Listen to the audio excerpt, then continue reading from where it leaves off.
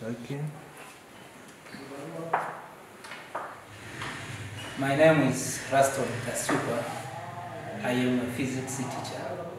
Today we are going to discuss one of the Form 6 topics, and the topic is current electricity. Especially we are going to discuss on the use of Kirchhoff's laws to solve different circuit problems.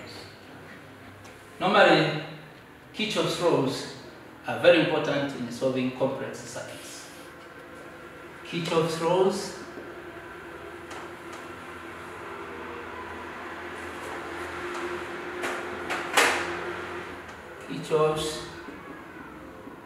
laws are very important in solving complex circuits.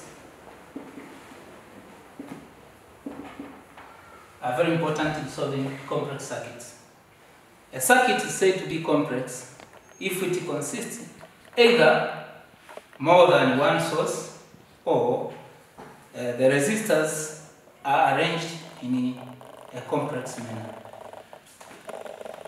The circuit is said to be complex if it has either more than one source, as it is shown here.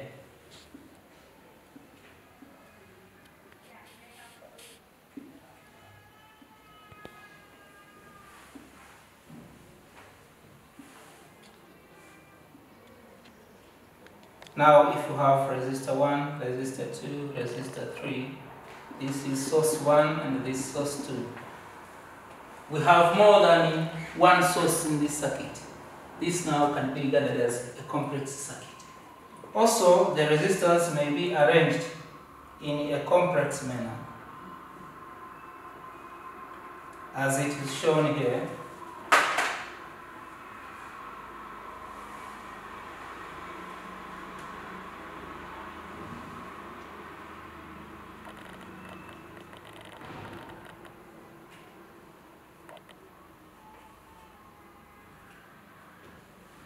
Now, this arrangement is the complex way.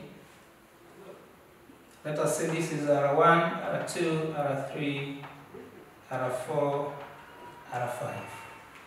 Now, also this arrangement shows a complex circuit. To solve these circuits, it's very important to apply Kirchhoff's laws. Why do we apply Kirchhoff's law? It is because the combination of these components, the combination by either series or parallel of these components is impossible. Therefore, because it is impossible, we cannot apply Ohm's law to solve such a circuit. We have to apply the combination of these circuits by either parallel or series is impossible. Therefore, we cannot apply Ohm's law to solve these circuits. We have to apply Kirchhoff's laws. We have two Kirchhoff's laws.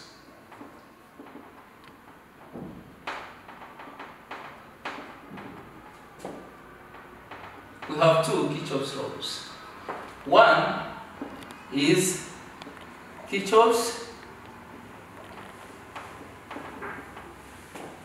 current law. In short, you can say it is KCL. And the other is Kirchhoff's voltage law. In short, you can say it is KVL. Now let us see KCL. KCL states that at a junction, the sum of current arriving the junction, sum of current arriving is equal to sum of current leaving. At a junction, sum of current arriving is equal to sum of current leaving. For instance, let us consider this. For instance, this is a junction. Let us say it is junction O. This is I1, I2, I3, I4. We have 4 currents here. 1 is arriving, 2 are leaving the junction. We have said sum of current arriving. Arriving is I1. Leaving is I2 plus I3 plus I4. These are the currents leaving. In another way, you can write this equation as I1 minus I2 minus I3 minus I4 equals to 0.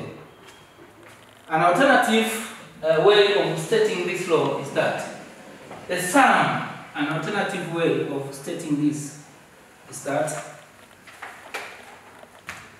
sum of currents at a junction is equal to 0. Algebraic sum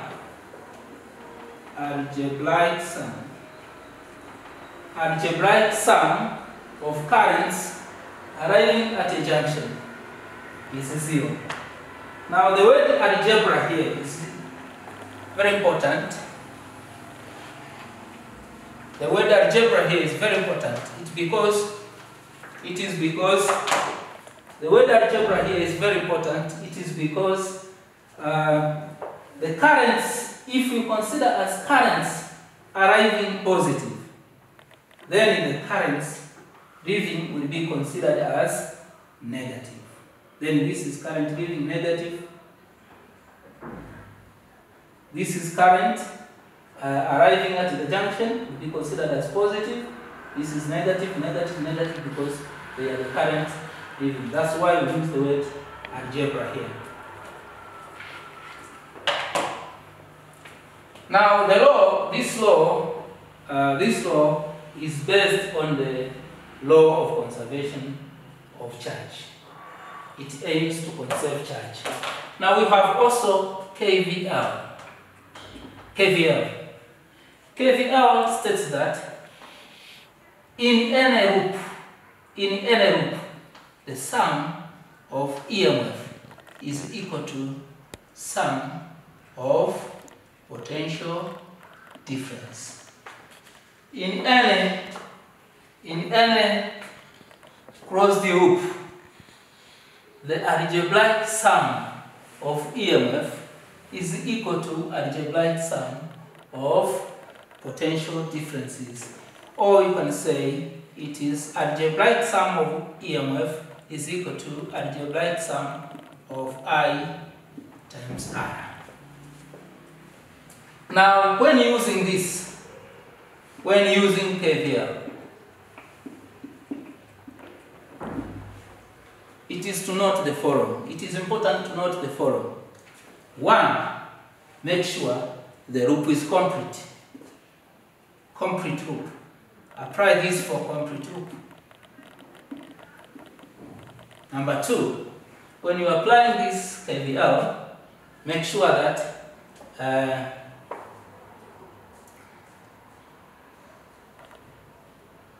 a component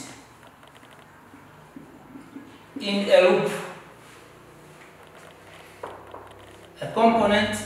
loop, is traversed once. A component in a chosen loop is traversed once. Another important point when you are applying this KVL is that make sure all components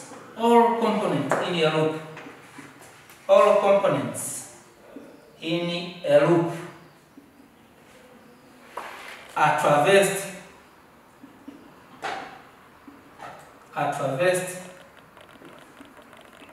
in the same direction.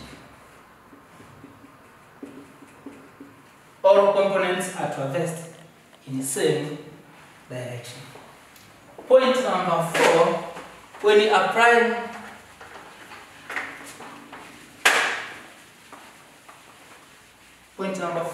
applying KVL is that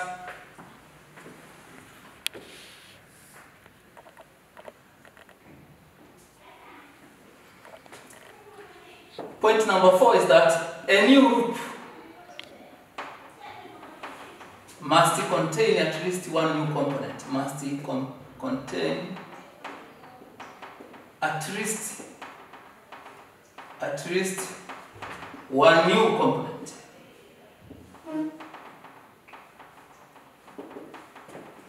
Five, if the cell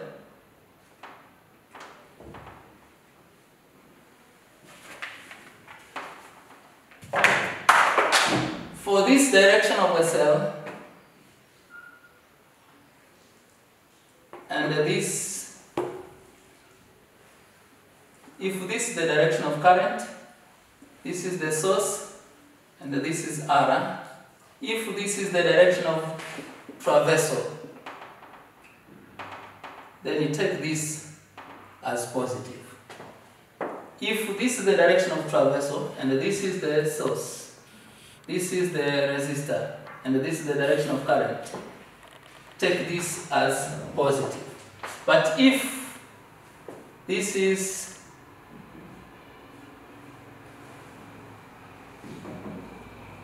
the source and this is the resistor, this is the direction of current, then you take this, if this is the direction of traversal, then you take this as negative.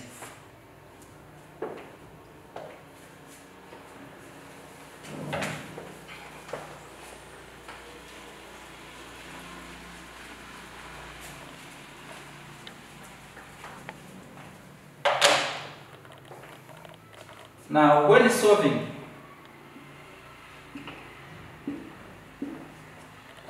circuits using Kirchhoff's laws,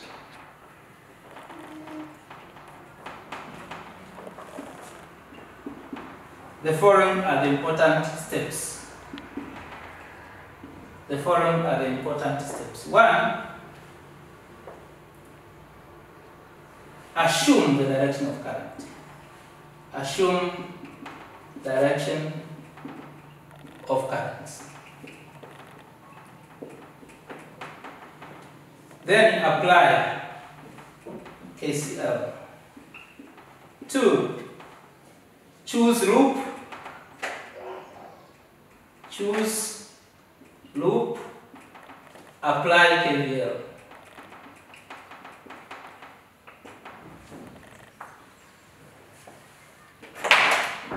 The number of equations, the number of equations here must be the same as the number of unknowns. For more understanding, let us do one example here. For more understanding, let us do one example. For example, you have this kind of a circuit here.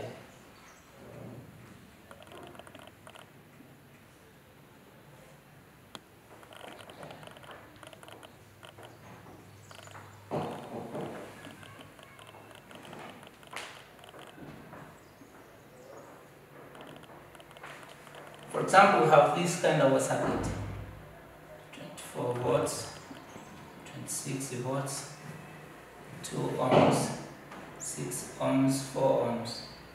We have this kind of a circuit here. We are required to solve the current in each branch. We are required to solve the current in each branch. First, we have the steps here. Step number 1 says, if you have to apply KCL, then first assume the direction of currents. Let us assume the direction of currents. Let us say this is current, let us say it's I1. Let us assume the direction of current to be I2. In this branch, let us assume the direction of current to be I3. Now these are the currents we need to find in this circuit. That is step number 1. Step number 2, in this step number 1 also we have to apply KCL. We have this as a junction and this also is as a junction. Let us consider this junction. Current arriving at this junction, current arriving is I2, is positive. Then current leaving are I1 and I3. Then they are negative. I1 and I3. This must be equal to 0. Now rearranging this, we can have as negative I1 plus I2 minus I3. This gives 0. That is KCL. Now to apply KVL. First, applying KVL. We have seen the important points when you're applying KVL. That KVL, first choose a loop and it must be complete. Let us say this point name as A, this B, C, D, E, F. Let us choose a complete loop. A, B, C, D, A is a complete loop. Let us choose as a loop. Chosen is A, B, C, D, E, sorry. It is A, B, C, F, A. That is a complete loop. Now we have said in this complete loop, this is the direction of traversal. This is the direction of traversal. If this is the direction of traversal, then we have EMF here and this is another EMF. Since this is positive and this is negative, then this is considered to be negative. Then it is negative 24. Another source here is 26. Now here it is positive 26. This gives the sum of potential difference. We have this one, and the current passing at this is I1. Then it is 2 I1. Another is this one. This one is, now if we look to the direction of current and the direction of traversal, then this is also positive 6I2.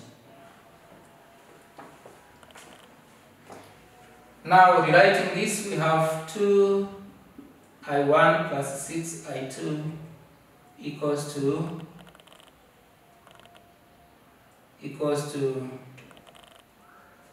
2. This is question number 2.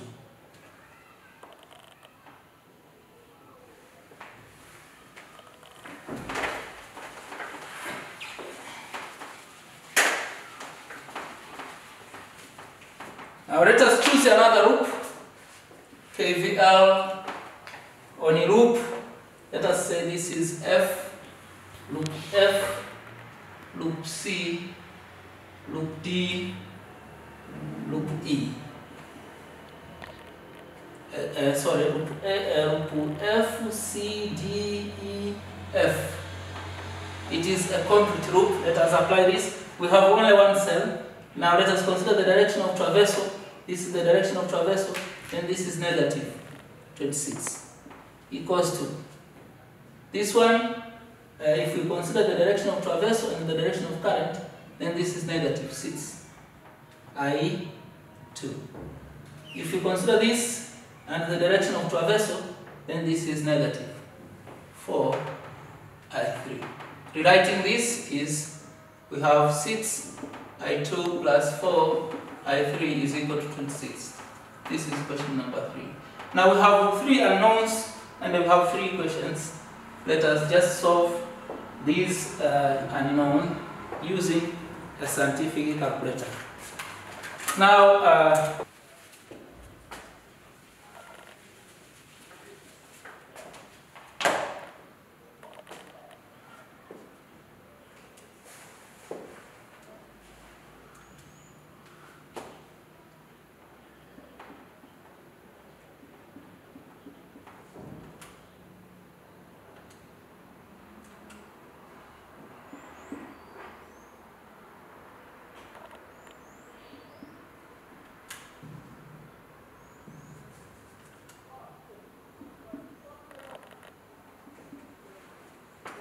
Now if we solve these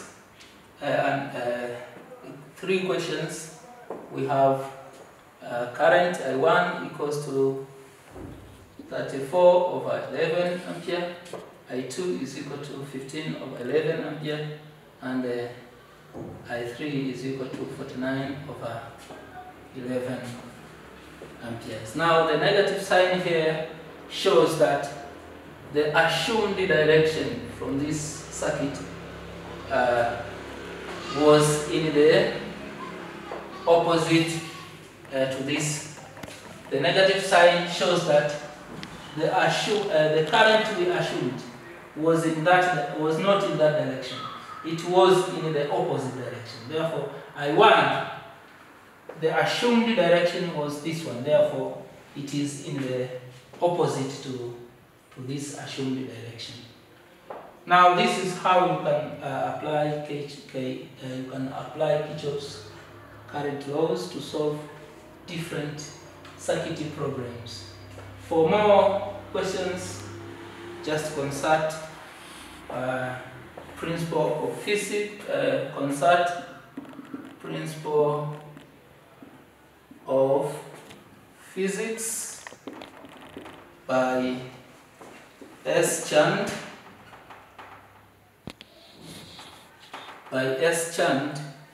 to solve more problems for more understanding. Thank you for listening. See you next time.